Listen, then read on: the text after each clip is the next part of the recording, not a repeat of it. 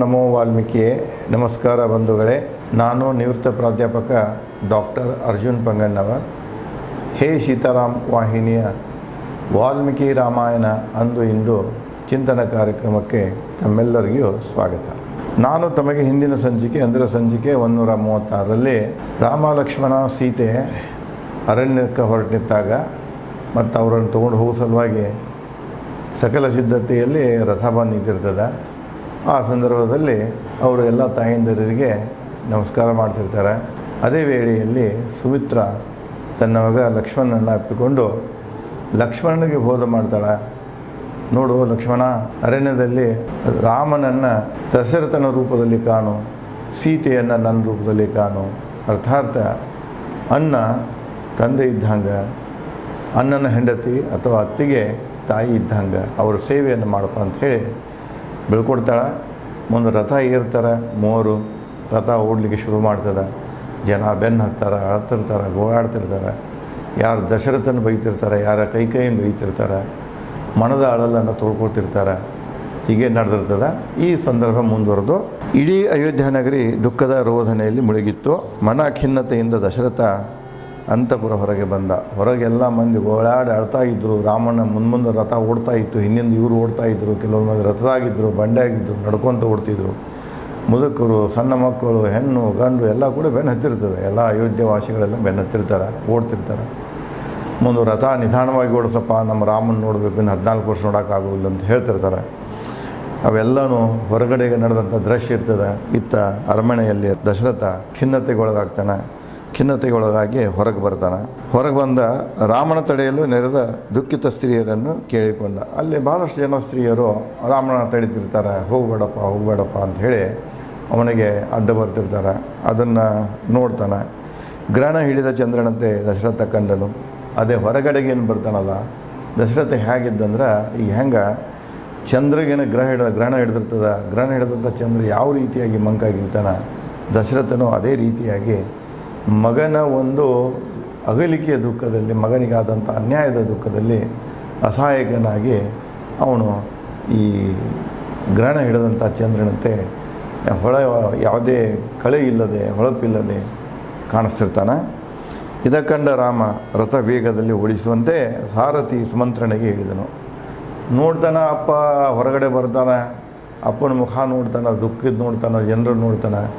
ಅವಾಗ ಹೇಳ್ತಾನೆ, ಮತ್ತು ಸಾರಥಿಗೆ ಹೇಳ್ತಾನೆ ಸುಮಂತ್ರನಿಗೆ, ಇಲ್ಲ ರಥದ ವೇಗವನ್ನು ಹೆಚ್ಚಿಸು, ಬೇಗ ಇಲ್ಲಿಂದ ನಾವು ಹೋಗೋಣ ಅಂಥೇಳಿ ರಥದ ವೇಗ ಹೆಚ್ಚಿಸಲಿಕ್ಕೆ ರಾಮ ಸುಮಂತ್ರನಿಗೆ ಹೇಳ್ತಾನೆ.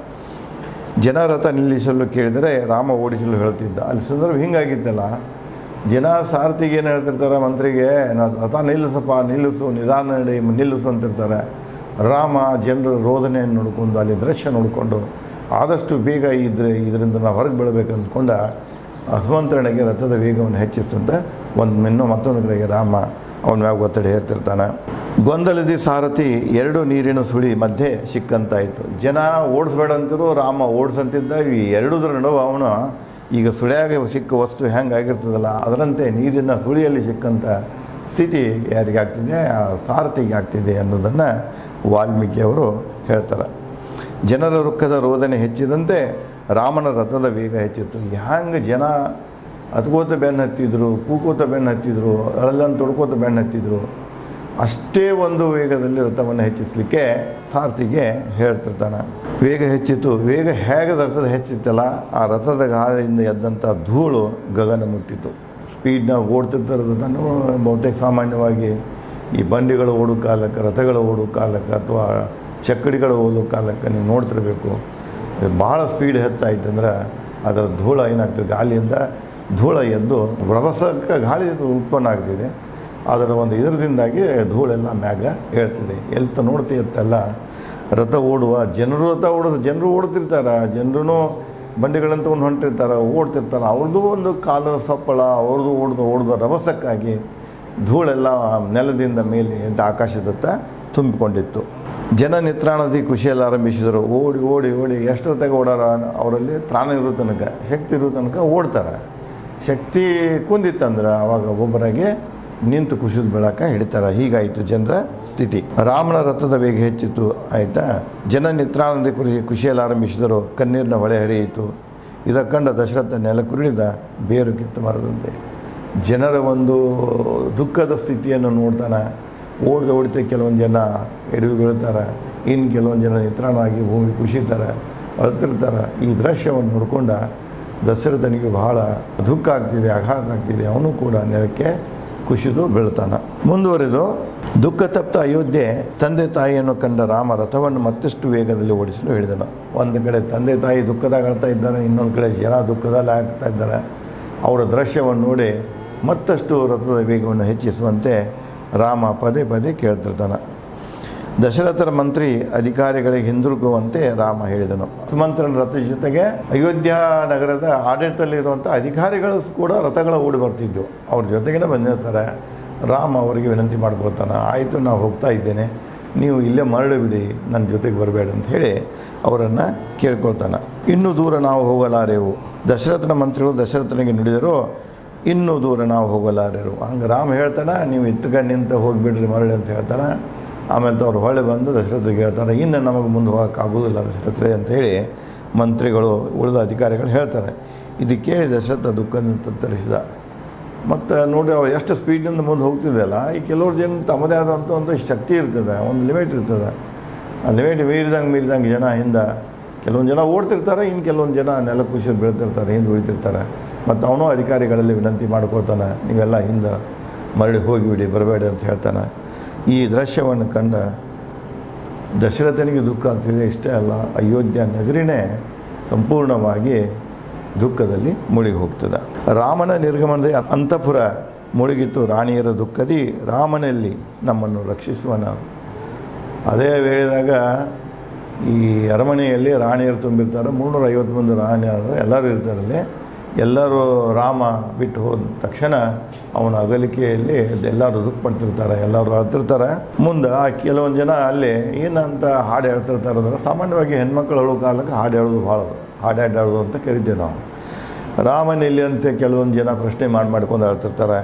ಇನ್ನು ಕೆಲವೊಂದು ಜನ ಇನ್ನು ಮುಂದೆ ನಮ್ಮ ರಾಮನ ಹೋಗಿಬಿಟ್ಟಂದ್ರೆ ನಮ್ಮನ್ನು ರಕ್ಷಣೆ ಮಾಡೋರು ಯಾರು ಅಂಥೇಳಿ ತಮ್ಮ ಅಸಹಾಯಕತೆಯನ್ನು ತೋಡ್ಕೊಂಡು ರಾಣಿಯರು ಅಳ್ಳಿಕ್ಕೆ ಶುರು ಮಾಡಿರ್ತಾರೆ. ಎಲ್ಲರನ್ನೂ ಸಮಾಧಾನಪಡಿಸುವನ್ನಲ್ಲಿ ಯಾರೊಂದಿಗೆ ಕೋಪಗೊಳ್ಳದವ ಹೃದಯ ಶ್ರೀಮಂತ ನಮ್ಮ ರಾಮನೇ. ನೋಡಿ, ಅವರ ಅಳುವಿಕೆಯಲ್ಲಿ ರಾಮನ ವ್ಯಕ್ತಿತ್ವದ ಗುಣಗಾನ ಮಾಡ್ತಿರ್ತಾರೆ. ಯಾವ ರೀತಿ ಮಾಡ್ತಿರ್ತಾರೆ ಅಂದರೆ, ಯಾರಿಗೆ ದುಃಖ ಆಗಿತ್ತಂದ್ರೆ, ಏನೇ ತೊಂದರೆ ಆಗಿತ್ತಂದ್ರೆ ಸಮಾಧಾನ ಮಾಡಿಸುವಂಥ ರಾಮ ಅವರಿಗೆ ಸಮಾಧಾನ ಮಾಡ್ತಿದ್ದ. ನಮಗೆ ಸಮಾಧಾನ ಮಾಡ್ತಿದ್ದವು, ನಮಗೇನೇ ದುಃಖ ಆಗಿತ್ತಂದ್ರೆ. ಇನ್ನು ನಮಗೆ ಸಮಾಧಾನ ಮಾಡುವಂಥ ರಾಮ ಎಲ್ಲಿ? ನಮಗಿನ್ನು ಸಮಾಧಾನ ಯಾರು ಮಾಡೋರು? ಇನ್ನು ಕೆಲವರು ಅಂತಾರೆ, ಯಾರೊಂದಿಗೆ ಕೋಪಗೊಳ್ಳದವ ರಾಮ ಹಿಂಗಿದ್ದಲ್ಲ, ಯಾರೊಂದಿಗೂ ಸಿಟ್ಟು ಮಾಡಿದಂಥ ವ್ಯಕ್ತಿ. ಅಂತಹ ವ್ಯಕ್ತಿ ಇನ್ನು ನಮ್ಗೆ ಎಲ್ಲಿ ಸಿಗ್ತಾನೆ? ಮುಂದೆ ಹೃದಯ ಶ್ರೀಮಂತ ನಮ್ಮ ರಾಮನಲ್ಲಿ, ಭಾಳ ವಿಶಾಲವಾದಂಥ ಹೃದಯ. ಆ ಒಂದು ಹೃದಯ ಶ್ರೀಮಂತಿಕೆಯನ್ನು ಹೊಂದಿದಂಥ ರಾಮ ನಮಗಿನ್ನೆಲ್ಲಿ ಸಿಗ್ತಾನೆ? 14 ವರ್ಷ ನಮ್ಮನ್ನೆಲ್ಲ ಬಿಟ್ಟು ಹೊರಟಾನಂತ ಹೇಳಿ ರಾಣಿಯರು ಅಂದರೆ ಅವನ ಮಲತಾಯಿಯರು ಹಾಡಾಡ್ಕೊಂಡು ಅಳ್ತಿರ್ತಾರೆ. ಅವನನ್ನು ಅರಣ್ಯಕ್ಕೆ ದಶರಥ ಕೈ ಕಳಿಸಿದ್ದು ನ್ಯಾಯವೇ? ಇಲ್ಲಿ ನೋಡಿ, ಈ ಸಾಮಾನ್ಯವಾಗಿ ನೀವು ಹೆಣ್ಮಕ್ಳು ಕಾಲಕ್ಕೆ ಇಲ್ಲಿ ನೋಡ್ತಾ ಇರ್ತೀರಿ, ಯಾರನ್ನು ಕಳ್ಕೊಂಡಿರ್ತಾರಲ್ಲ ಅವ್ರನ್ನ ಗುಣಗಾನ ಮಾಡ್ತಿರ್ತಾರೆ. ಅವ್ರನ್ನ ಕಳ್ಕೊಳ್ಳೋಕ್ಕೆ ಯಾರು ಕಾರಣರಾಗಿರ್ತಾರಲ್ಲ ಅವ್ರನ್ನ ಅಲ್ಲಿ ಅವ್ರು ಏನು ಹೇಳ್ತಾರೆ, ಜರಿದಿರ್ತಾರೆ. ಇಲ್ಲಿ ನೇರವಾಗಿ ಬಂದುಬಿಡ್ತಾರೆ. ನೋಡು, ದಶರಥ ಮತ್ತು ಕೈ ಸೇರಿಕೊಂಡು ರಾಮನನ್ನು ಅರಣ್ಯಕ್ಕೆ ಕಳಿಸಿದ್ರು, ಇದು ನ್ಯಾಯವೇ? ಏನೂ ಅಪರಾಧ ಮಾಡಿಲ್ಲ ರಾಮ, ಅಂಥವನು ಇಬ್ಬರು ಸೇರಿಕೊಂಡು 14 ವರ್ಷಕ್ಕೆ ಅರಣ್ಯಕ್ಕೆ ಕಳಿಸಿದ್ದು ಇದು ನ್ಯಾಯವೇ ಅಂತ ಹೇಳಿಕೊಂಡು ಆಳ್ತಾರೆ. ಎನ್ನುತ್ತಾ ಅರಣ್ಯ ರೋದನೆಯಲ್ಲಿ ಮುಳುಗಿದರು ರಾಣಿಯರು. ದಶರಥ ಹತಾಶನಾದ. ರಾಣಿಯರ ಅರಣ್ಯ ರೋದನೆ ಕೇಳಿ ಯಜ್ಞ ಜ್ವಾಲೆ ಅಲ್ಲಿ ನೋಡಿ ಅವ್ರೇನು ಅಳ್ತಿರ್ತಾರಲ್ಲ ಇದನ್ನೆಲ್ಲ ಹೇಳ್ಕೊಂಡ, ಇದನ್ನು ಅವನು ಕಿವಿಗೆ ಬೀಳ್ತೈತಿ. ಮತ್ತಷ್ಟು ಹತಾಶೆಯನಾಗಿ ಅವನು ನಿತ್ರಾಣನಾಗಿ ಕುಸಿತಾನ. ಮುಂದೆ ದಶರಥ ಹತಾಶೆಯನಾಗ್ತಾನೆ. ಯಜ್ಞ ಜ್ವಾಲೆ ನಂತರ ನೋಡಿ, ರಾಮ ಹೋದ ತಕ್ಷಣ ಅಲ್ಲಿ ಎಂತಹ ಒಂದು ವಾತಾವರಣ ನಿರ್ಮಾಣ ಆಯ್ತು ಅನ್ನೋದನ್ನು ವಾಲ್ಮೀಕಿಯವರು ಹೇಳ್ತಾರೆ. ಯಜ್ಞ ಜ್ವಾಲೆ ಉರಿಯಲಿಲ್ಲ. ಯಾವ ಋಷಿಮುನಿಗಳು, ಬ್ರಾಹ್ಮಣರು ಅಥವಾ ಪುರೋಹಿತರು ಏನವರು ಯಜ್ಞಗಳನ್ನು ಮಾಡ್ತಿದ್ರ, ಆ ಯಾವುದು ಯಜ್ಞಗಳು ಉರಿಲಿಲ್ಲ. ಸಮಯದಾಗ ಯಜ್ಞಗಳೆಲ್ಲ ಜನ ಬಿಟ್ಟು ರಾಮನ ದುಃಖದಲ್ಲಿದ್ದರು. ಯಜ್ಞ ಜ್ವಾಲೆ ಉರಿಯಲಿಲ್ಲ, ಒಲೆಗಳು ಹಚ್ಚಲಿಲ್ಲ. ಜನ ಅಡುಗೆ ಮಾಡೋದು ಸಂಜೆ ಟೈಮ್ಗೆ ರಾತ್ರಿ ಊಟದ ಅಡುಗೆ ಆಗಬೇಕಲ್ಲ. ರಾಮ ಬಿಟ್ಟು ಹೋದ ನಂತರ ಮನ್ಯಾಗ ಅಡಿಗಿದ್ದು ಅಂದರೆ ಊಟದ ಬಗ್ಗೆನೂ ಖಬರ ಇಲ್ಲ ಅವ್ರಿಗೆ, ವಿಚಾರ ಇಲ್ಲ, ಆ ಕಡೆ ಲಕ್ಷ್ಯ ಇಲ್ಲ, ಯಾರೂ ಒಲೆಯನ್ನು ಹಚ್ಚಲಿಲ್ಲ. ಸೂರ್ಯನಿಗೆ ಗ್ರಹಣ ಹಿಡಿಯಿತು. ಅದೇ ವೇಳೆ ನಾವು ನಿಸರ್ಗ ಹೆಂಗೆ ರಿಯಾಕ್ಟ್ ಮಾಡ್ತಿದ್ದೆ ಅಂದರೆ, ರಾಮ ಅಯೋಧ್ಯ ತೆರೆದು ಹೋಗೋ ಕಾಲಕ್ಕೆ ಆವಾಗ ಸೂರ್ಯಗ್ರಹಣ ಇತ್ತು, ಸೂರ್ಯ ಗ್ರಹಣ ಪೀಡಿತನಾದ ಅಂತ ಹೇಳ್ತಾರೆ. ಮುಂದೆ ದನಗಳು ಕರುಗಳಿಗೆ ತಾಯಿಗಳು ಮಕ್ಕಳಿಗೆ ಹಾಲು ಉಣಿಸಲಿಲ್ಲ. ದನಗಳು ತಮ್ಮ ಕರುಗಳಿಗೆ ಹಾಲು ಉಣಿಸಲಿಲ್ಲ, ತಾಯಂದಿರು ತಮ್ಮ ಮಕ್ಕಳಿಗೆ ಹಾಲು ಉಣಿಸಲಿಲ್ಲ. ಅಂದರೆ ರಾಮನ ಅಗಲಿಕೆಯ ದುಃಖ ಜನರಲ್ಲಿ ಅಷ್ಟೇ ಅಲ್ಲ, ನಿಸರ್ಗದಲ್ಲಿ ಇದ್ದುದನ್ನು ಇಲ್ಲಿ ವಾಲ್ಮೀಕಿಯವರು ಯಥಾವತ್ತಾಗಿ ವರ್ಣನೆ ಮಾಡ್ಯಾರ. ಮುಂದುವರೆದು ಬುಧ, ಗುರು, ತ್ರಿಶಂಕು, ಲೋಹಿತ, ಅನಗ ಎಲ್ಲ ಗ್ರಹಗಳು ಸ್ತಬ್ಧವಾಗಿ ನಿಂತವು. ಚಂದ್ರನೊಂದಿಗೆ ನಕ್ಷತ್ರಗಳು ಕೈಗೊಂಡಿದ್ದವು. ಆಕಾಶದಲ್ಲಿ ನೋಡಿ ಎಲ್ಲೆಲ್ಲಿ ಇವೇನು ಹೆಸರಿನ ನಕ್ಷತ್ರಗಳಿದ್ದವಲ್ಲ, ಅವು ನಕ್ಷತ್ರ ಎಲ್ಲನೂ ಸ್ತಬ್ಧವಾಗಿ ನಿಂತು ಹೋಯಿತು. ಅಂದರೆ ಆ ನಭೋಮಂಡಲ ಕೂಡ ರಾಮನ ಅಗಲಿಕೆಯ ದುಃಖವನ್ನು ವ್ಯಕ್ತಪಡಿಸ್ತಿದೆ. ಮುಂದುವರೆದು ಸಮುದ್ರಗಳು ಉಕ್ಕಿ ಭೋರ್ಗರೆದವು. ಸಮುದ್ರ ಅಲ್ಲೋಲ ಕಲ್ಲೋಲ ಆಗೈತಿ. ಇಡೀ ವಿಶ್ವದಾಗ ಅಲ್ಲೋಲ ಕಲ್ಲೋಲ ಶುರುವಾಯಿತು. ಸಮುದ್ರ ಅಲೆಗಳು ಸಾಕಷ್ಟು ಎತ್ತರಕ್ಕೆ ಏರಿ ನೆಲಕ್ಕೆ ಅಪ್ಪಳಿಸ್ಲಿಕ್ಕೆ ಶುರು ಮಾಡಿದವು, ಭೋರ್ಗರಿಲಿಕ್ಕೆ ಶುರು ಮಾಡಿದವು. ರಾಮನ ಅರಣ್ಯಕ್ಕೆ ನಿರ್ಗಮಿಸಿದ ದುಃಖದಲ್ಲಿ ಅಯೋಧ್ಯ ಮುಳುಗಿತ್ತು. ಅದರಂತೆ ನಿಸರ್ಗ, ಜನರು, ಅಯೋಧ್ಯ ಅಂದರೆ ಸಂಪೂರ್ಣವಾಗಿ ರಾಮನಿಗೆ ಆದಂಥ ಅನ್ಯಾಯಕ್ಕೆ, ಅವನಿಗೆ ಆದಂಥ ಒಂದು ದುಃಖಕ್ಕೆ ಇಡೀ ಮನುಕುಲ ಒಳಗೊಂಡು, ಪಶು ಪಕ್ಷಿಗಳನ್ನು ಒಳಗೊಂಡು ಇಡೀ ನಿಸರ್ಗ ವಿಶ್ವವೇ ಅದಕ್ಕೆ ಬಂಧನವನ್ನು ಮಾಡ್ತಿದೆ, ರಿಯಾಕ್ಟ್ ಮಾಡ್ತಿದೆ.